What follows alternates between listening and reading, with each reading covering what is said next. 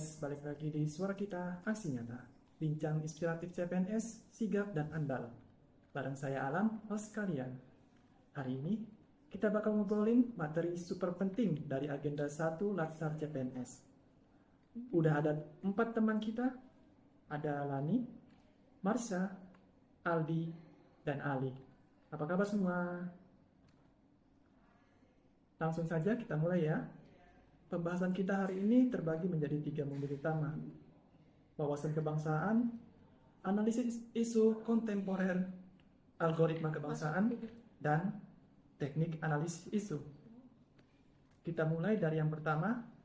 Alani, bisa jelaskan poin-poin penting dari wawasan kebangsaan? Halo. Oke, jadi di modul ini kita tuh benar-benar diperkuat lagi tentang makna wawasan kebangsaan. Poin utamanya itu dari 4 konsensus dasar berbangsa dan bernegara, yaitu ada di Pancasila, UUD 1945, NKRI, dan Bhinneka Tunggal Ika. Ini tuh fondasi yang harus kita pegang teguh sebagai PNS. Anggapannya kayak kalau salah satu pilar rapuh, rumah kita tuh bisa runtuh. Bener banget. Jadi bukan hanya itu, di modul ini kita juga mendalami 5 nilai dasar bela negara. Ada cinta tanah air, sadar berbangsa dan bernegara, setia pada Pancasila, rela berkorban, dan yang paling penting juga memiliki kemampuan awal bela negara, baik fisik maupun mental. Ini adalah modal dasar kita. Wow, penjelasan yang padat.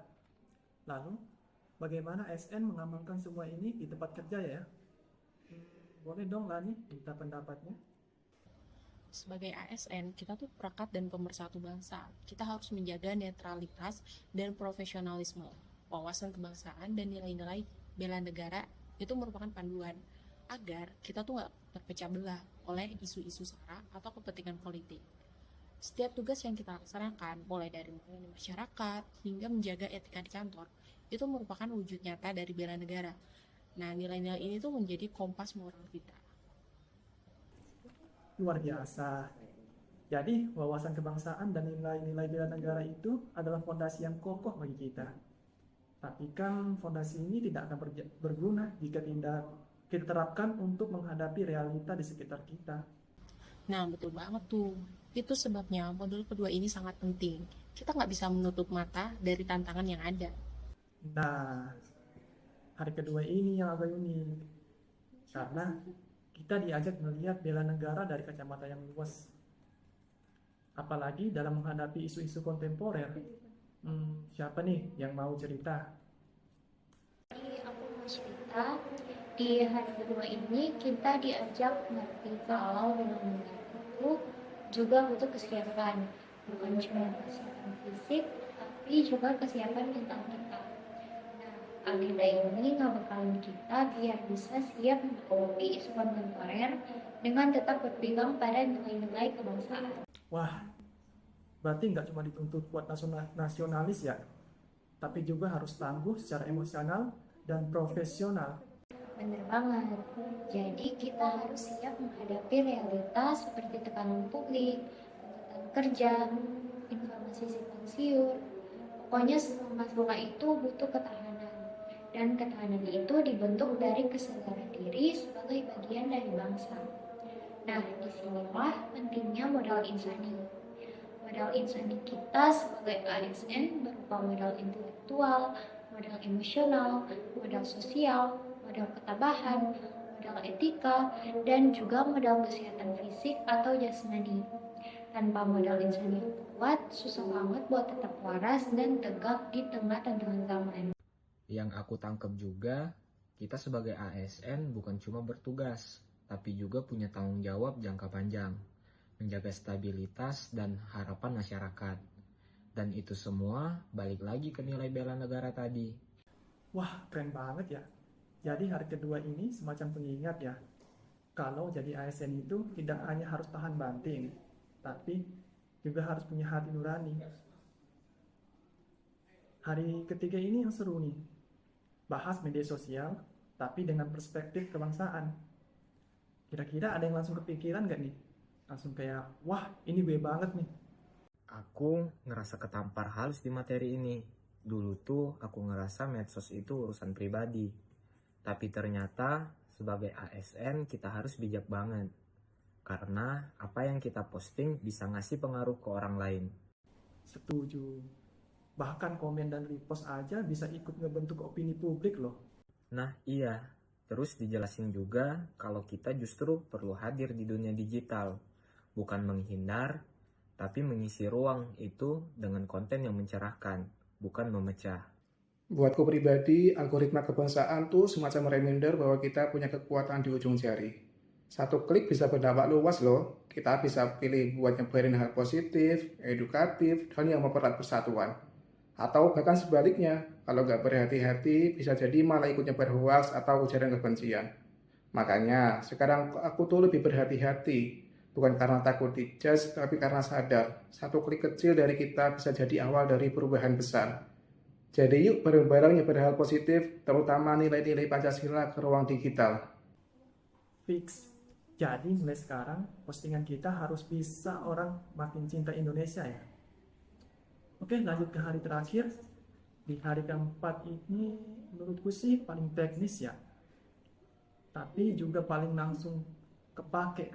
Setuju nggak? Setuju banget. Setelah mengenal dan memahami isu-isu strategis kontemporer dan algoritma kebangsaan, menyadarkan kepada kita bahwa untuk menghadapi perubahan lingkungan strategis itu dibutuhkan kemampuan berpikir kritis, analitis, dan objektif terhadap suatu persoalan.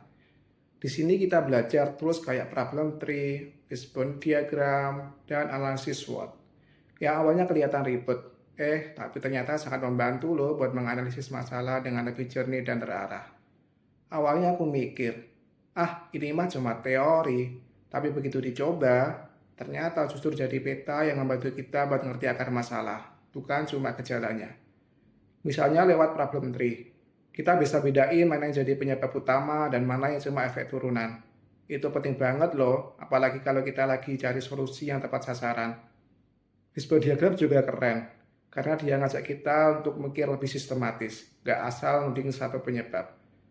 Tapi mempertimbangkan berbagai faktor yang lainnya, mulai dari manusia, metode, material, sampai lingkungan. Jadi, kita bisa lihat masalah dari banyak sisi. Nah, dan itu bisa dipakai bukan cuma di kantor kan, tapi juga di kehidupan sehari-hari. Iya, betul banget. Kayak waktu kita stuck. Seringnya tuh karena kita cuma lihat gejalanya, bukan akarnya. Nah, teknik ini tuh ngajarin kita buat nyari penyebab yang sesungguhnya sebelum buru-buru ambil tindakan. Jadi kita tuh nggak langsung ngegas, tapi kita napas dulu, analisis pelan-pelan. Ini masalah utamanya apa ya? Penyebabnya apa ya? Dan dampaknya apa saja ya? Kadang setelah dianalisis, ternyata yang kita kira masalah utama, ternyata cuma efek dari sesuatu yang lebih dalam. Dan yang paling kerasa, teknik ini tuh bikin kita jadi lebih tenang dan objektif. Gak langsung menyalahkan atau menyimpulkan. Kita diajak buat ngelihat satu masalah dari berbagai sisi sebelum ambil keputusan. Iya sih, aku pribadi jadi pengen nyoba problem tree buat kerjaan aku nanti. Lebih sistematis dan gak reaktif. Ya, terasa banget sih manfaatnya. Wah, aku bangga sih kalian udah bisa ngelihat manfaat jangka panjangnya. ASN modern harus punya pola pikir pemecah masalah. Dan kalian semua udah menuju ke sana. 4 hari, 4 materi. Tapi 1 benang merah. Jadi ASN itu bukan cuma kerja, tapi soal makna, soal kontribusi, soal niat dan nilai. Kita belajar tentang wawasan kebangsaan, bela negara, kesiapan menghadapi tantangan, pentingnya jejak digital, sampai ke cara berpikir sistematis. Semua ini buat ngebentuk kita jadi ASN profesional, sekaligus pelayan masyarakat yang benar-benar bisa diandalkan. Semoga refleksi kita hari ini bisa nular ke teman-teman yang dengerin juga. Yuk kita buktikan bahwa ASN muda itu bisa jadi agen perubahan, yang gak cuma taat aturan, tapi juga sadar makna dan tulus dalam bekerja. Terima kasih buat teman-teman semua yang udah sharing. Terima kasih juga buat kamu yang udah dengerin. Sampai jumpa di podcast berikutnya. Tetap semangat dan salam bela negara.